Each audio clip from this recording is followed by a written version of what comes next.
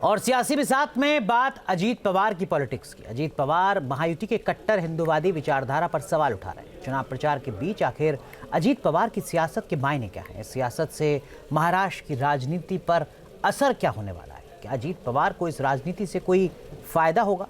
समझते हैं।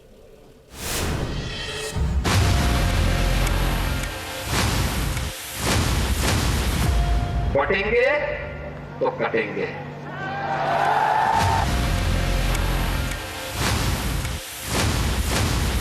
कि हमें ये कटेंगे बटेंगे पसंद नहीं है।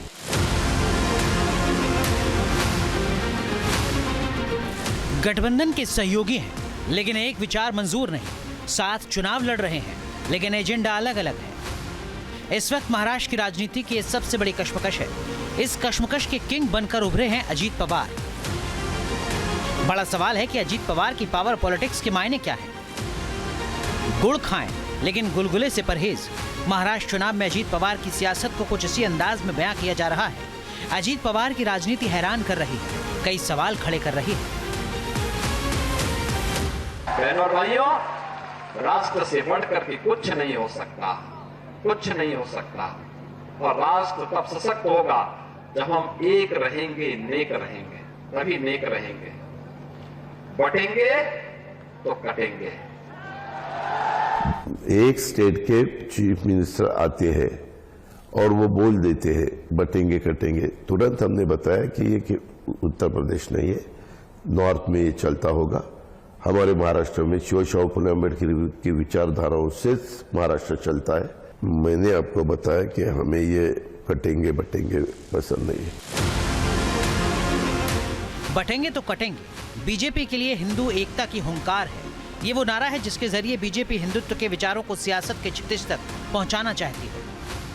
मुझे लगता है कि दशकों अजीत दादा ऐसे विचारों में रहे हैं कि जिन विचारों में सेक्युलरिज्म नाम का एक इस प्रकार का विचार है जो मैं ऐसा मानता हूं कि हिंदू विरोधी है।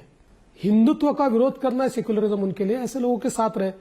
इसलिए जनता का मिजाज और नेशनलिस्ट मिजाज ये समझने में थोड़ा समय उनको लगेगा। लेकिन एनसीपी की अगुवाई वाले अजीत दादा को इस पर ऐतराज है। जाहिर है बीजेपी अजीत पवार को कटघरे में खड़ा कर रही है। महाराष्ट्र बीजेपी भी अजीत पवार की सियासत पर तीखी प्रतिक्रिया दे रही है। इसकी वजह भी अजीत पवार ने पहले बटेंगे तो कटेंगे के नारे का विरोध किया, फिर मुंबई में पीएम मोदी की रैली से किनारा किया। महायुति के ऐतराज के बावजूद उन्होंने नवाब मलिक को टिकट दिया। अजीत पवार के ये वो कदम है जो चुनाव में महायुति के एजेंडे से मेल नहीं खाते। यही वजह है कि चुनावी संग्राम के बीच महायुति में वैचारिक बंटवारा साफ नजर आ रहा है। बटेंगे तो कटेंगे, इसका अर्थ समाज को एकत्रित रखना है और मुझे लगता है इसमें कोई गलत बात नहीं है। देवेंद्र जी का क्या आंसर है मुझे मालूम नहीं। मैंने आपको बताया कि हमें ये कटेंगे बटेंगे पसंद नहीं है। आखिर अजीत पवार हार्ड लाइन हिंदुत्व की राजनीति पर क्यों ऐतराज जता रहे? बटेंगे तो कटेंगे वाले बयान के विरोध के मायने क्या है? महाराष्ट्र के पॉलिटिकल एक्सपर्ट्स का कहना है कि अजीत पवार वाली एनसीपी महाराष्ट्र में 53 सीटों पर चुनाव लड़ रही है। 41 सीटों पर उनकी सीधी टक्कर शरद पवार के एनसीपी से है। अजीत पवार के लिए सियासी जंग में मुस्लिम और क्रिश्चियन वोटर्स बेहद अहम हैं। माना जा रहा है कि बीजेपी के हार्डलाइन हिंदुत्व से बारामती जैसी सीट पर भी अजीत पवार की मुश्किल बढ़ सकती है।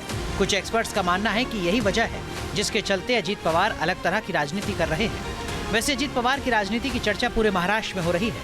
उनकी राजनीति से जुड़े कुछ बेहद अहम सवाल हैं, सवाल जो आने वाले दिनों में महाराष्ट्र की राजनीति की दिशा तय कर सकते हैं। मुद्दा है कि क्या अजीत पवार की राजनीति महायुति की सोची समझी रणनीति है या फिर अजीत पवार महाराष्ट्र में बिहार के सीएम नीतीश कुमार की तरह एनडीए में अपनी अलग पहचान बनाना चाहते हैं। एक बड़ा एंगल ये भी है कि क्या अजीत पवार के राजनीतिक पैंतरे के पीछे कहीं महाराष्ट्र की सियासत के पितामह शरद पवार तो नहीं? सवालों के बीच ये तो तय है कि इस चुनाव से अजीत पवार का सियासी भविष्य भी तय होने वाला है। क्या अजीत पवार महाराष्ट्र की राजनीति के प्यादे बने रहेंगे या फिर किंग मेकर बनकर उभरेंगे? सब कुछ 23 नवंबर को तय होगा।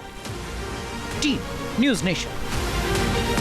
न्यूज नेशन अब व्हाट्सएप पर खबरों की ताजा अपडेट के लिए न्यूज नेशन के इस क्यूआर कोड को स्कैन करें।